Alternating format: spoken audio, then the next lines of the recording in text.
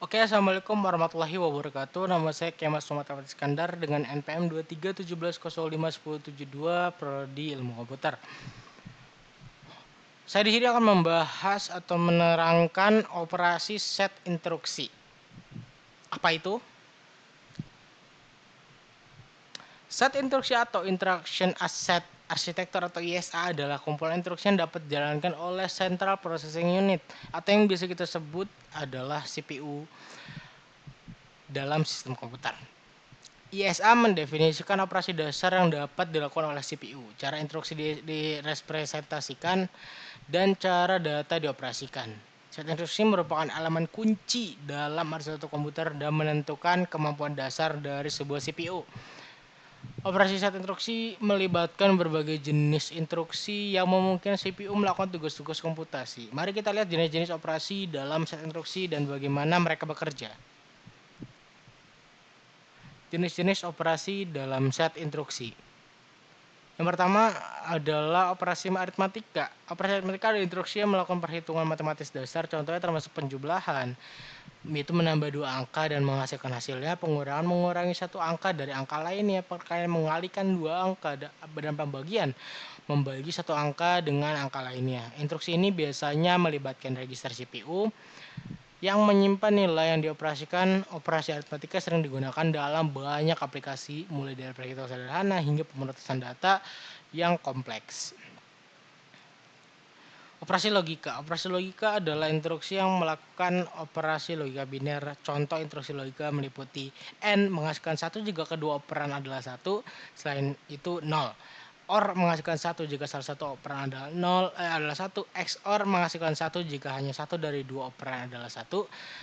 And NOT atau menginversi nilai operan. Operasi logika sering digunakan untuk memanipulasi bit, kontrol alur, dan keputusan logika dalam program.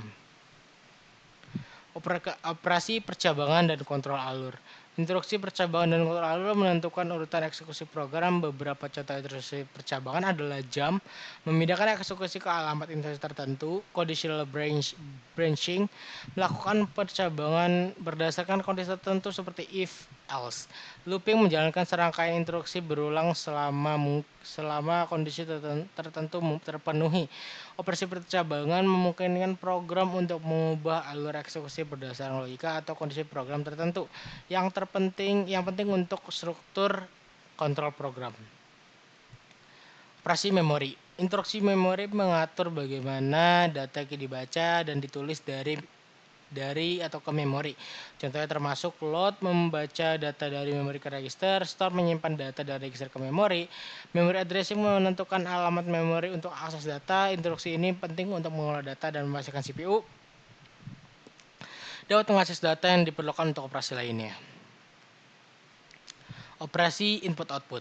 Instruksi input-output memungkinkan CPU untuk berinteraksi dengan perangkat lainnya seperti perangkat yang penyimpanan, keyboard, dan perangkat lainnya. Contoh instruksi input-output adalah input membaca data dari perangkat eksternal, output menulis data ke perangkat eksternal. Operasi input-output memungkinkan komputer untuk berkomunikasi dengan dunia luar dan berinteraksi dengan perangkat keras lainnya.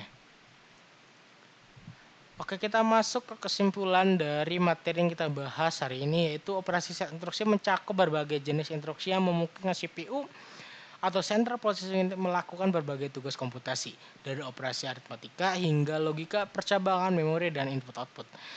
Setiap jenis operasi memainkan peran penting dalam menjalankan program dan mengelola sumber daya perangkat keras.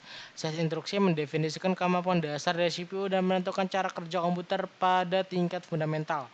Dengan memahami operasi set instruksi, kita dapat memahami cara kerja komputer dan bagaimana program dijalankan pada sistem komputer. Mungkin itu saja yang bisa saya sampaikan. Kurang lebih mohon maaf. Assalamualaikum warahmatullahi wabarakatuh.